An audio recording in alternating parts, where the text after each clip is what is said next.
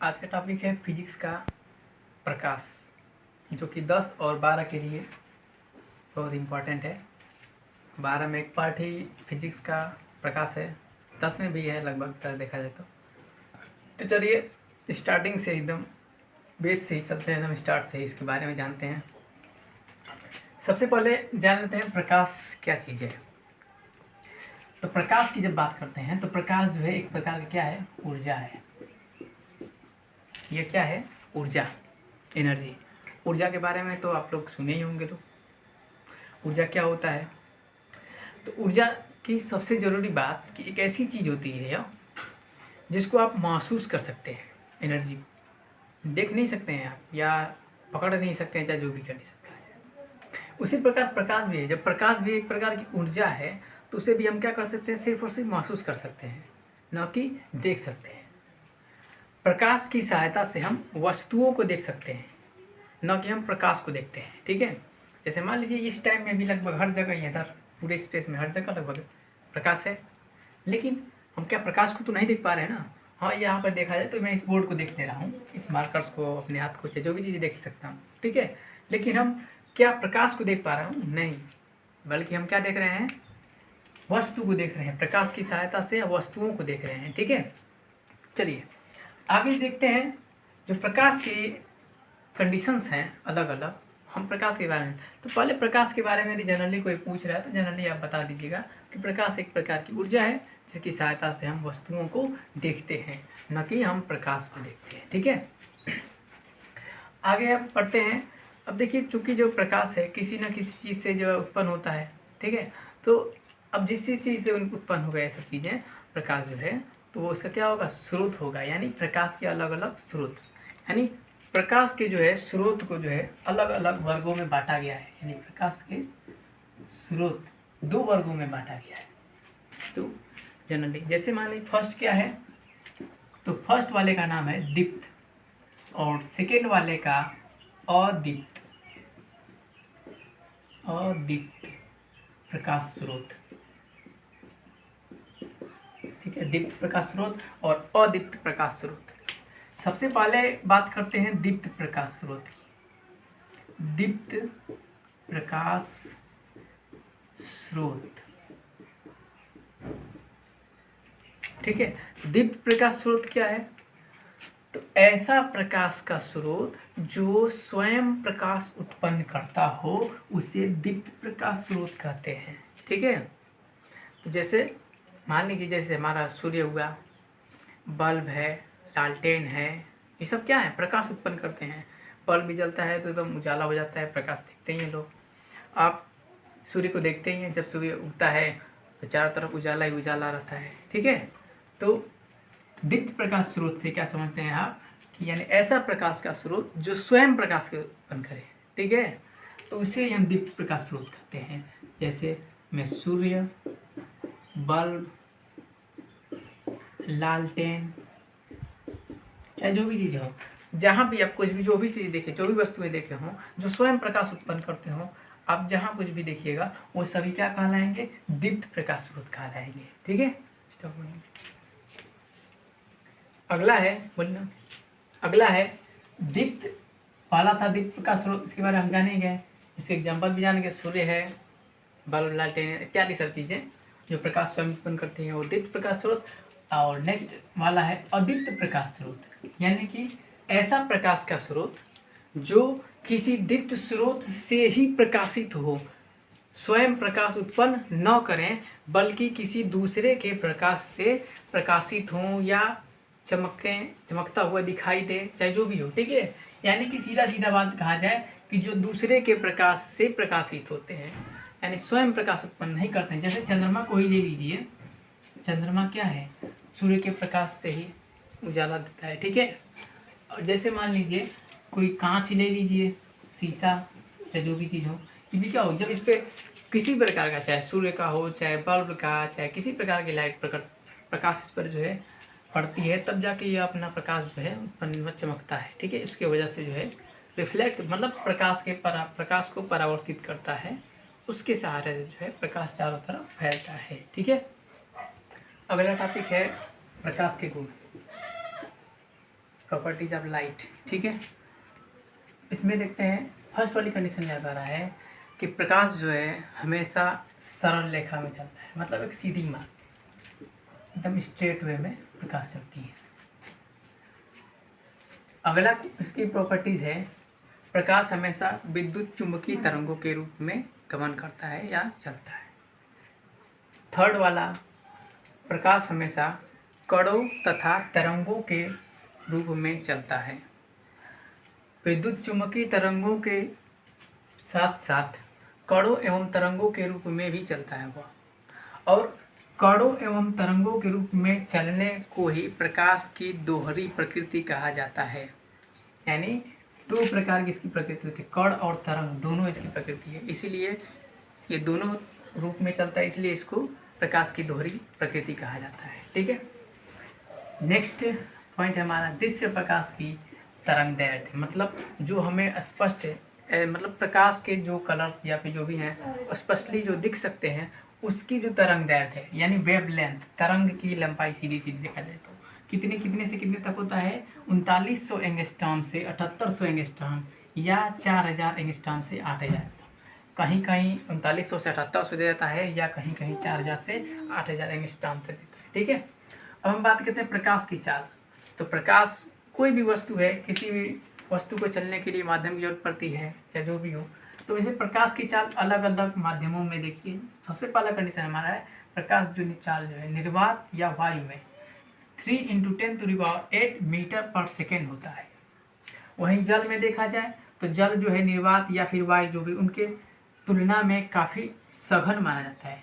उसके बाद तो इसमें प्रकाश की चाल देखिए थोड़ा कम हो गया है, 2.25 × 10⁸ मीटर पर सेकेंड। ठीक है, कांच की जब बात करते हैं तो कांच में प्रकाश की चाल 2 × 10⁸ मीटर पर सेकेंड होता है। ठीक है, तो कांच जो है जल की तुलना में भी क्या होगा, काफ़ी सघन माना जाता है। यानी जैसे जैसे सघन माध्यम प्राप्त होता जाएगा वैसे वैसे प्रकाश की चाल क्या होती जाएगी, घटती जाएगी। ठीक है, तो ये रहे प्रकाश के जो है गुण हैं, कुछ आप नोट करना चाहिए, नोट कर लीजिए।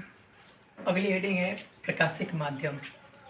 प्रकाशिक माध्यम क्या होता है, तो प्रकाश जिन माध्यमों से गुजरता है उसी को क्या कहा जाता है, प्रकाशिक माध्यम कहा जाता है।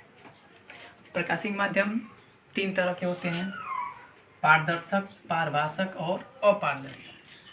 पारदर्शक मतलब सीधा सीधा बोला जाए तो आर पार दिखाई दे, सीधे सीधे, यानी कि ऐसा माध्यम जिससे प्रकाश की किरण एक तरफ से दूसरे तरफ चली जाए। ठीक है, उसे क्या कहा जाएगा, पारदर्शक माध्यम कहा जाएगा।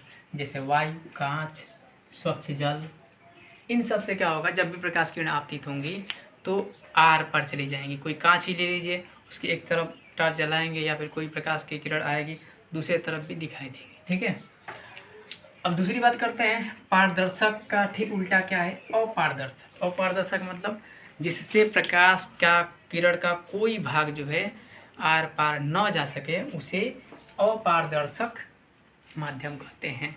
जैसे लकड़ी, लोहा इत्यादि कोई भी वस्तु ले लीजिए, इससे क्या हो, यदि आप प्रकाश की किरण उस पर आपतित करा रहे हैं तो आर पार वह न जा सके उसे क्या कहा जाएगा, अपारदर्शक माध्यम। ठीक है, और दूसरी थर्ड वाली बात हमारी आती है पारभाषक की। यही तो पारभाषक की ऐसी कंडीशन होती है, कुछ क्वालिटी इसकी भी होती है कुछ क्वालिटी इसकी, मतलब सीधा सीधा इसकी भाषा में बोला जाए तो ऐसा प्रकाश का माध्यम जिससे प्रकाश की किरणें कुछ मात्रा में ही या बहुत कम मात्रा में आर पार जा सके उसे पारभाषक माध्यम कहा जाता है।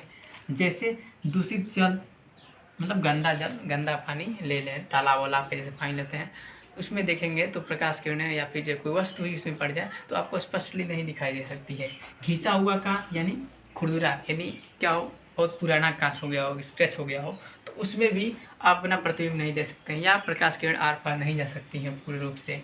तेलीय कागज यानी कि कागज़ पे यदि तेल और लग जाता है तो भी थोड़ा थोड़ा भाग क्या होता है, आर पार दिखाई देता है, लेकिन पूरा भाग हमें नहीं दिखाई देता है। ठीक है, तो ये हमारे हैं प्रकाशिक माध्यम के 3 टाइप्स और उनके बारे में। ठीक है, प्रकाश किरण क्या होता है, जब कोई प्रकाश किसी सरल रेखा में, किसी माध्यम में, किसी सरल रेखा में गमन करता है तो उस प्रकाश के पथ को ही क्या कहा जाता है, प्रकाश किरण कहा जाता है। तथा प्रकाश के किरणों के समूह को, यानी जहाँ ढेर सारी किरणें होंगी उनके समूह को क्या कहा जाएगा, प्रकाश किरण पुंज कहा जाएगा। ठीक है। और ये प्रकाश का पुंज जो है कितने टाइप्स के होते हैं, तो 3 टाइप के। पहला अभिसारी प्रकाश पुंज, अपसारी प्रकाश पुंज, समांतर प्रकाश पुंज। अभिसारी का मतलब एकत्र होना, यानी जहाँ पर प्रकाश की ढेर सारी किरणें क्या होती हैं, मिलती हैं, जिस बिंदु पर मिलती हैं या किसी बिंदु पर मिलती हैं। जब प्रकाश की ढेर सारी किरणें किसी बिंदु पर मिलती हैं उन्हें अभिसारी प्रकाश पुंज कहा जाता है। तथा जब प्रकाश की किरणें किसी बिंदु से आती हुई प्रतीत होती हैं उसे अपसारी प्रकाश पुंज कहा जाता है।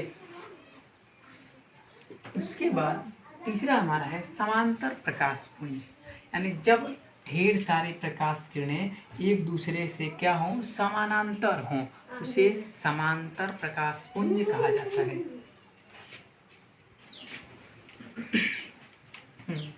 प्रकाश का परावर्तन। प्रकाश का परावर्तन क्या होता है, तो जब प्रकाश की किरण किसी माध्यम से टकराकर, जब प्रकाश की किरण किसी तल से टकराकर पुनः उसी माध्यम में लौट जाती है तो इसे प्रकाश का परावर्तन कहा जाता है। ठीक है। जैसे मान लीजिए हम एक कांच ही ले लिए, अरे दर्पण ले लिए मान लीजिए, और क्या होगा, जब इस पर प्रकाश किरण क्या होंगी, आपतित होंगी, यानी इस पर कोई प्रकाश किरण मान लीजिए पड़ रही हैं, ठीक है, तो क्या होगा, रिफ्लेक्ट होकर के पुनः इसी माध्यम में वापस चली जाती हैं। तो इसी को क्या कहा जाता है, प्रकाश का परावर्तन कहा जाता है। अब इसमें क्या कंडीशन होगा कि जो प्रकाश किरण इस दर्पण पे या किसी चमकदार सतह पे पड़ती है उस किरण को क्या कहा जाता है, आपतित किरण। तथा जो दर्पण से टकरा करके उस मतलब वापस लौटती हैं उस किरण को क्या कहा जाता है, परावर्तित किरण। तथा जिस बिंदु पर यह घटना घटित होती है उस पर एक अभिलंब खींचा जाता है, उस बिंदु को तो आपतन बिंदु कहा जाता है, आपतन बिंदु। तथा उस पर खींचा गया जो अभिलंब होता है, जो लंब किया जाता है, उसी को क्या बोला जाता है, अभिलंब बोला जाता है। इसे क्या बोला जाता है, अभिलंब। ये प्रकाश के परावर्तन की कुछ कंडीशंस हैं। जैसे प्रकाश के परावर्तन के कुछ नियम हैं, उसके बारे में भी जान लीजिए। तो प्रकाश के परावर्तन के 2 नियम हैं। फर्स्ट नियम एकदम आसानी से आप याद कर सकते हैं कि देखिए, जो ये घटना घटित हो रही है किसी एक ही तल पे, यानी किसी एक ही सतह पे घटित हो रही है। जैसे देखा जाए तो यहाँ आपतित किरण, परावर्तित किरण तथा आपतन बिंदु पर खींचा गया यह अभिलंब, तीनों कहाँ पर है, एक ही तल पर है। ये नहीं कि आपतित किरण यहाँ पर है और परावर्तित किरण किसी और दर्पण से दिखाया जाए, ऐसा कुछ नहीं है। ठीक है। यानी कि पहला नियम यही है कि आपतित किरण, परावर्तित किरण तथा आपतन बिंदु पर खींचा गया अभिलंब, ये तीनों क्या होते हैं, एक ही तल में होते हैं। अगला नियम है सेकेंड। इसका नियम क्या होता है, तो सेकेंड नियम ये देखिए, आई ये आर, ठीक है, मतलब क्या है, I इक्वल टू आर, मतलब I क्या है, आपतन कोण है, आर क्या है, परावर्तन कोण, यानी आपतन कोण सदैव परावर्तन कोण के बराबर होता है। अब आपतन कोण क्या होता है, परावर्तन कोण क्या होता है, आपतन कोण। चलिए आपतन कोण के बारे में जान लेते हैं, ये बहुत इजी है। देखिए ये हमारा कौन सी लाइन है, अभिलंब, और ये आपतित किरण, इन दोनों के बीच में कौन सा कोण है, यह आपतन कोण। यानी कि सीधा सीधा देखा जाए तो आपतित किरण और अभिलंब के बीच बने कोण को हम क्या कहते हैं, आपतन कोण कहते हैं। इसी प्रकार परावर्तन कोण होगा, परावर्तन कोण। परावर्तन कोण क्या होता है, तो ये देखिए परावर्तन कोण कहाँ पर है, यहाँ पर है, परावर्तन कोण। देखिए यहाँ पे, यानी किसके बीच है, ये देखिए ये रखा कौन सी, परावर्तित किरण की और ये अभिलंब, यानी अभिलंब और परावर्तित किरण के बीच बने कोण को क्या कहा जाता है? परावर्तन कोण। इसे आर से डिनोट किया जाता है और इसे आई से। समझ में आया? तो ये भी आपतन कोण, ये परावर्तन कोण, ठीक है। यानी आपतन कोण किसे करेंगे? तो आपतित किरण अभिलंब के बीच को कोण आपतन कोण, और परावर्तन कोण तो अभिलंब और परावर्तित के बीच वाले कोण को परावर्तन कोण कहा जाता है, ठीक है।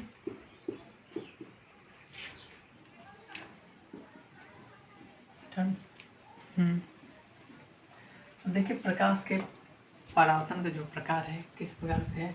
तो दो प्रकार का है। नियमित, पहला है नियमित परावर्तन, दूसरा है अनियमित या विसरित परावर्तन। पहला नियमित परावर्तन का मतलब एक निश्चित ढंग से होगा, यानी जब प्रकाश किरण जो है किसी चमकदार प्लेन सतह से, प्रकाश किरण क्या होती है? परावर्तन की जो घटना होती है उसे नियमित परावर्तन कहते हैं। और जब किसी खुरदरे सतह से प्रकाश के परावर्तन की जब घटना घटित होती है तो उस समय क्या होता है कि प्रकाश किरण क्या होती हैं? चारों तरफ खुरदरा सतह होने की वजह से फैल जाती हैं, और इस घटना को हम लोग क्या कहते हैं? अनियमित परावर्तन, ठीक है। तो नियमित परावर्तन और नियमित परावर्तन में क्या है? तो नियमित परावर्तन में जब प्रकाश किरण आपतित होती हैं तो एक दूसरे क्या होती है? समांतर वापस चली जाती हैं। लेकिन अनियमित में क्या होता है कि किरणें जब आ रही हैं तो पता चल रहा है कोई इधर चला जा रहा है, कोई इधर चला जा रहा है, मतलब चारों तरफ क्या होती है? चारों दिशाओं में, विभिन्न दिशाओं में ये सब फैल जाती हैं। और नियमित परावर्तन में एक निश्चित डायरेक्शन में ही प्रकाश किरणें जाती हैं, ठीक है।